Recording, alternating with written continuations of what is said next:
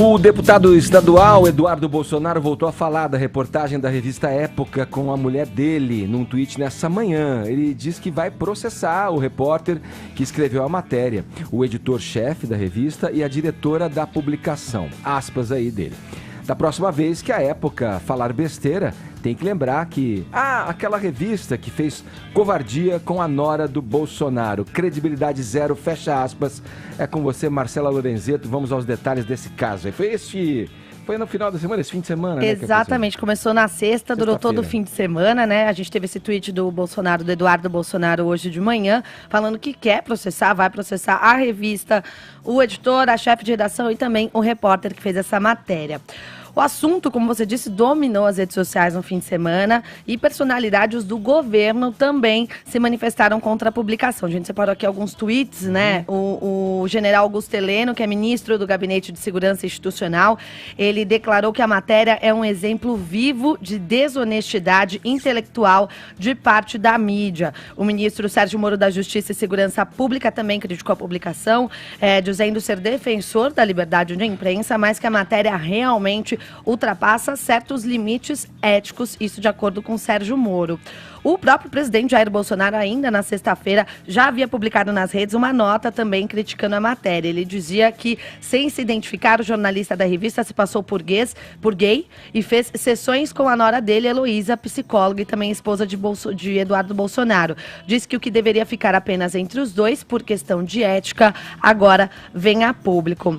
A revista Época contestou essas falas, fez uma nota reafirmando o respeito à ética e à retidão dos procedimentos jornalísticos. Afirmou que a reportagem não recorreu a subterfúgios ou mentiras para relatar de maneira objetiva, a bem interesse do leitor, um serviço oferecido publicamente. Desde então, Edgar, uma série de ataques contra o repórter, a chefe de redação e o próprio editor-chefe da revista começou nas redes sociais, incitado inclusive pelo próprio presidente Jair Bolsonaro e por Eduardo Bolsonaro. Eles expuseram fotos e informações pessoais dos jornalistas, dos 3 jornalistas. Então, em nota, a Abrajo, Associação Brasileira de Jornalismo Investigativo, criticou essa ação. Diz que o presidente e o filho dele incitaram seus seguidores a ofender, ameaçar e intimidar os profissionais. E que isso se trata de uma atitude típica de políticos autoritários e não de quem tem compromisso com o princípio constitucional que garante a liberdade de expressão em uma democracia. Isso é inadmissível, de acordo com a nota da Abrajo. Eu vou ler mais um trechinho da nota, abre aspas. A Abrajo nunca se manifesta sobre os critérios editoriais dos órgãos de imprensa. Em um ambiente democrático, todos devem ser livres para cobrir qualquer assunto da forma como considerarem adequada. A crítica aos veículos e jornalistas também deve ser livre. É normal que sua atuação passe pelo escrutínio dos participantes da esfera pública, mas a própria democracia passa a ser alvo quando críticas se transformam em ataques, ainda mais se estes provêm de representantes eleitos e são amplificados e coordenados por redes sociais, fecha aspas. Essa é a nota da Abrajo. Bom, mas o que será que tem de tão bombástico nessa reportagem, né? A matéria intitulada A Coach Bolsonaro. O que será que tem de tão bombástico que gerou tanta repercussão e também esse ataque a jornalistas nas redes sociais? Vamos aos fatos, então. Na versão impressa da revista, uma reportagem de 10 páginas em que o jornalista conta a sua experiência como cliente da Heloísa Wolff Bolsonaro, esposa de Eduardo Bolsonaro. Eu não li a matéria antes, peguei e comprei a revista, estava lendo aqui agora durante o programa.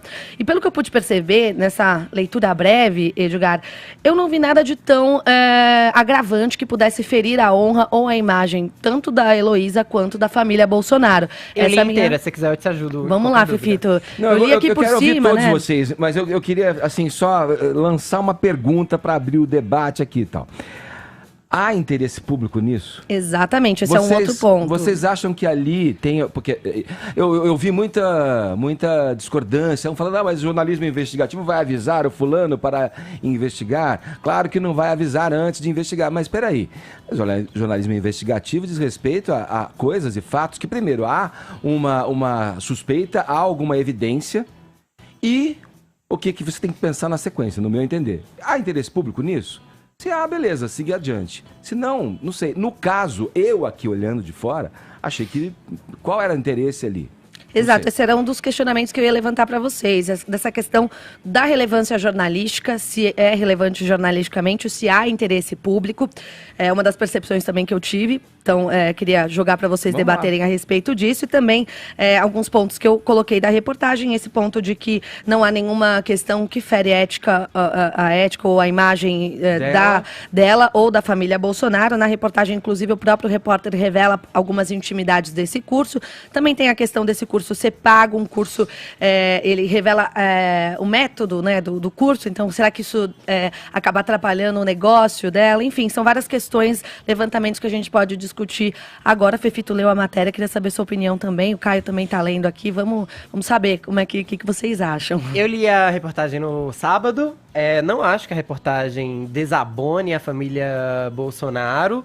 Aliás, acho que é uma reportagem muito descritiva de tudo o que aconteceu. Acho que o interesse público é, de fato, discutível quando você para pensar sem se aprofundar muito. Mas eu acho que há, sim, interesse público pelo simples motivo de que, ela é uma figura pública e cursos ministrados por figuras públicas que despertem algum tipo de controvérsia são de interesse público. Vamos lá. Se Luana Piovani tivesse virado coach específica e usasse de regras ou de normas que não necessariamente são coadunadas pelo Instituto Brasileiro de Psicologia, pelo grupo de psicólogos brasileiro, a gente teria que ver que curso é esse, porque esse curso desabona. No caso da Michelle, ela é psicóloga.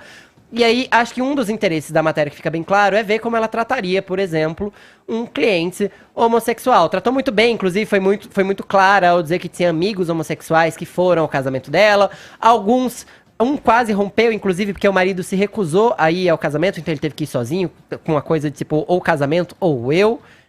O marido dele falou, mas também deixa muito claro que a Michelle é alguém que acredita em valores ditos tradicionais, eu chamo de obscurantistas, como era o caso da chapa, que queria trazer de volta a coisa da cura gay e que, por acaso, era apoiada pela própria Michelle. Heloísa. Eu acho que...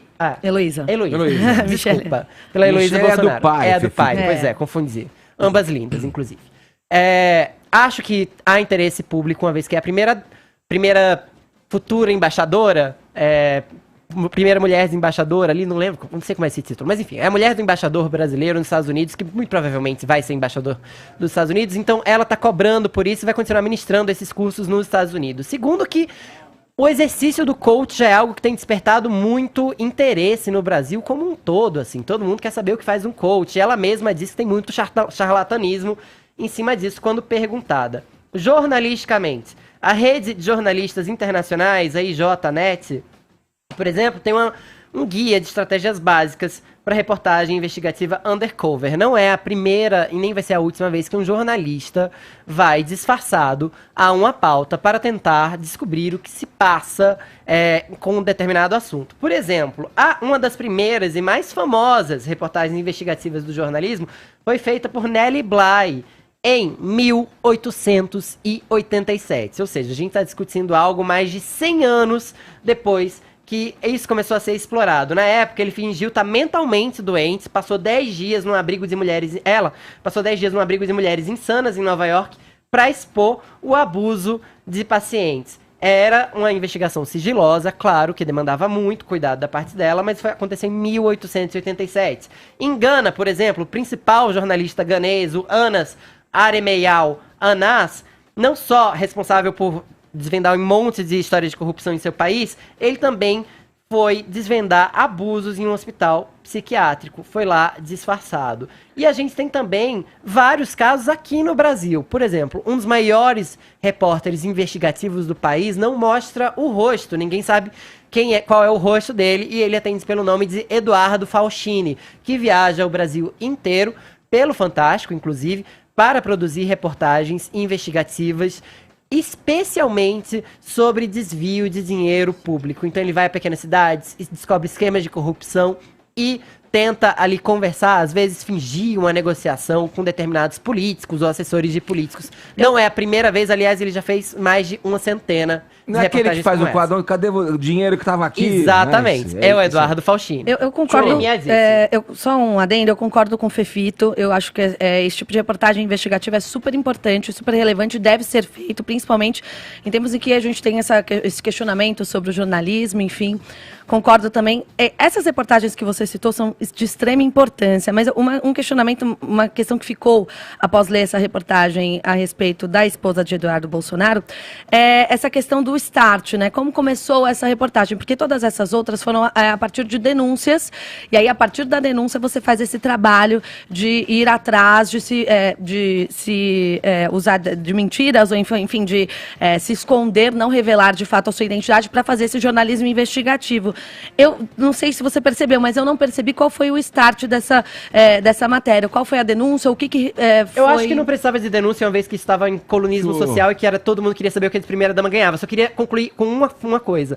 Muita gente está questionando o sigilo do que aconteceu nas sessões de coach. O sigilo entre paciente e psicólogo é prioridade do psicólogo. O psicólogo não pode vazar o que acontece em suas sessões. O cliente, por si só, que está falando de sua vida, de suas coisas, pode falar o que quiser. O sigilo não é de duas vias, nesse caso. E tem um adendo. O profissional tem que ter sigilo. E tem um adendo, porque era uma sessão de coaching, não de psicologia. Inclusive, a própria Heloísa Bolsonaro colocou no Instagram dela, falando que ela não queria o apoio do Conselho Federal de Psicologia, porque justamente não tinha, né, essa quebra de sigilo, de ética, porque não era uma sessão de psicologia e sim de coaching, que não tem essa questão dessa restrição. Eu acho que você matou a pau quando você colocou pra gente, quando você questionou o interesse público da matéria. Porque existe uma diferença tremenda entre interesse público e interesse do público. A vida íntima, os segredos profissionais das pessoas, elas causam interesse, de fato, né? Quem não gosta de uma fofoca?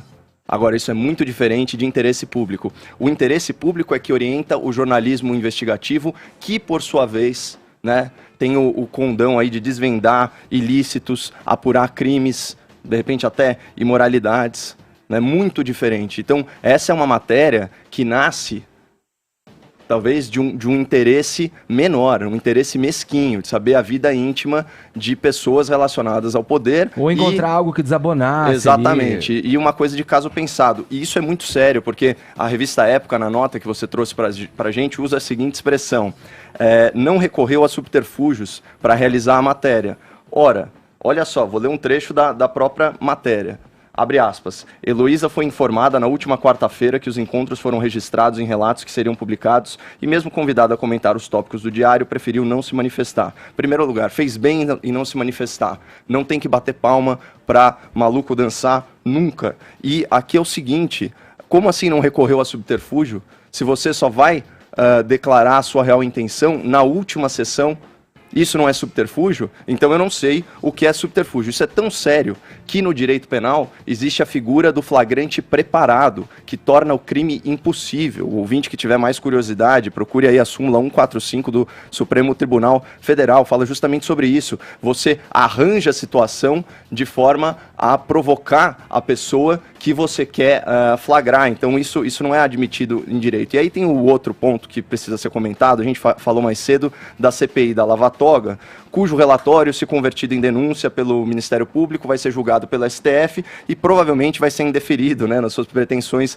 punitivas. A questão que se impõe aqui, no caso da Lava Toga, é quem vigia os vigilantes. Inclusive, essa é uma proposição do poeta romano Juvenal. Nesse caso, quando a gente tem um agente político, como é o caso do Eduardo Bolsonaro e tantas outras autoridades públicas, reclamando aí dos abusos da liberdade de imprensa, por assim dizer, a questão é análoga. Quem critica o crítico? Não é verdade? Ou ele é imune a críticas, certo? Eu acho legítimo que qualquer cidadão, seja ele agente do poder público ou não, critique a imprensa. E os limites para essa crítica são os mesmos, certo? Que estão balizando as nossas ações em relação à liberdade de expressão. Se você incitar a violência, você abusou da sua liberdade de expressão. Se você incorrer em um crime contra a honra, portanto injúria, calúnia, difamação, você extrapolou a sua liberdade de expressão. Então, o nosso ordenamento, ele já traz aí os limites de atuação. Eu acho sim que houve uma grave falha ética nessa matéria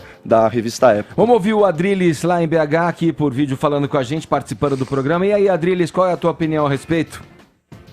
A minha opinião é muito simples. Eu acho que vocês já esgotaram o assunto. Você fez uma pergunta brilhante. Qual é o interesse público nessa matéria? O que eu acho é o seguinte. Eu acho que jornalismo que usa do pretexto de perseguir a verdade para perseguir pessoas é jornalismo que não presta. Eu acho essa uma matéria fraca. Acho que a Maia acertou brilhantemente, dizendo qual foi a denúncia, a suspeita, o interesse que provocou esse tipo de matéria. Acho que o caso do coach, o limite tênue entre o coach e a psicologia é muito tênue. Eu acho que romper esse tipo de sigilo, ainda que seja no princípio de um cliente, que não era cliente, era um falso cliente, é extremamente antiético. Mas o que eu queria dizer, eu queria citar uma fala do João Roberto Marinho, presidente das Organizações Globo, que ele disse numa sessão solene do Senado, em homenagem ao Jornal Nacional, o seguinte, que a imprensa não é o quarto poder. Eu, respeitosamente, discordo do meu antigo chefe, não como trabalhador, mas como produto trabalhado da emissora dele. Seu produto. Eu acho que o poder, a informação é o maior poder de hoje. O maior poder. E como diz o grande Stan Lee, na voz do tio do Homem-Aranha, com grandes poderes vem grandes responsabilidades. Eu acho que assim, eu acho besteira o Bolsonaro e o filho dele ficarem expondo esse rapaz, aí eles respondem na mesma moeda um tipo de exposição desnecessária, entendeu? Agora, acho, como eu já disse aqui 1000 vezes, que a imprensa é um ator político também, que usa do maior poder hoje, que é a informação, e deve ser cobrado como tal. Agora, realmente, falando mais do Bolsonaro e ter exposto o jornalista, o governo tem que ter uma responsabilidade maior em relação à imprensa. Não pode ter uma animosidade, agressividade em relação à imprensa, ainda que a imprensa seja extremamente injusta com o governo.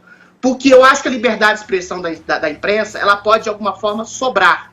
Imprensa, como diz o Milor, é oposição. Se não é armazém de secos e molhados. É lapidar. Tá certíssimo então, nisso, a responsabilidade maior é do governo. Ainda que a imprensa tenha que ser cobrada, e eu queria aqui falar de 2 frases da Abrage que são muito complicadas.